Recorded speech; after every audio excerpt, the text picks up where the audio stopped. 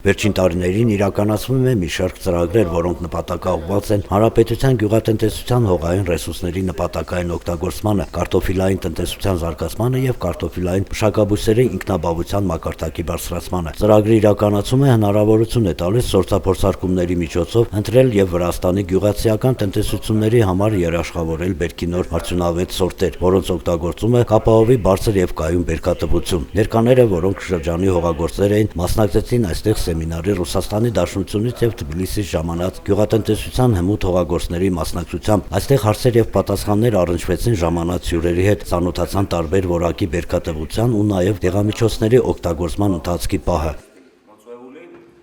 Დღეს კარტოფილის საერთაშორისო ტურის ფარგლებში მოვიწვიეთ მეკარტოფილე ფერმერები, რომლებიც აწარმოებენ ახალქალაქში კარტოფილს,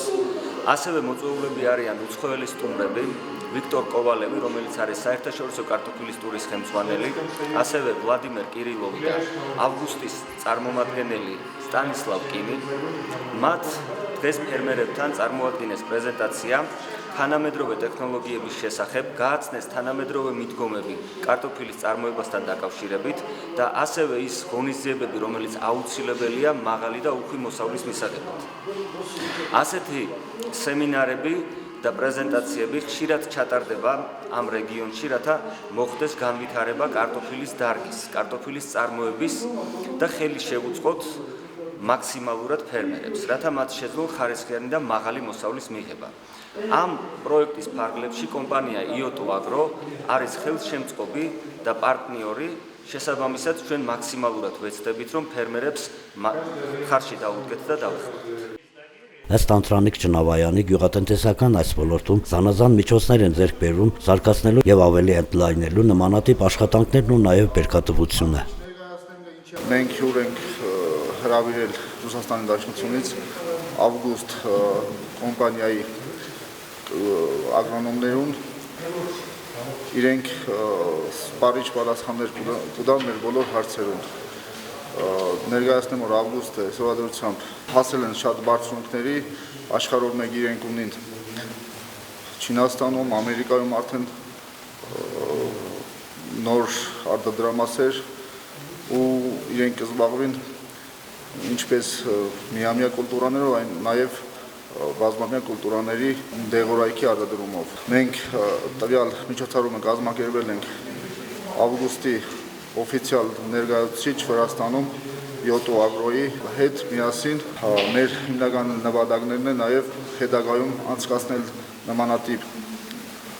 միջոցառումներ, որպեսզի մեր ֆերմերները ել ավելի տեղեկացված լինեն քարտոֆիլաբուծության մեջ առնչվող բոլոր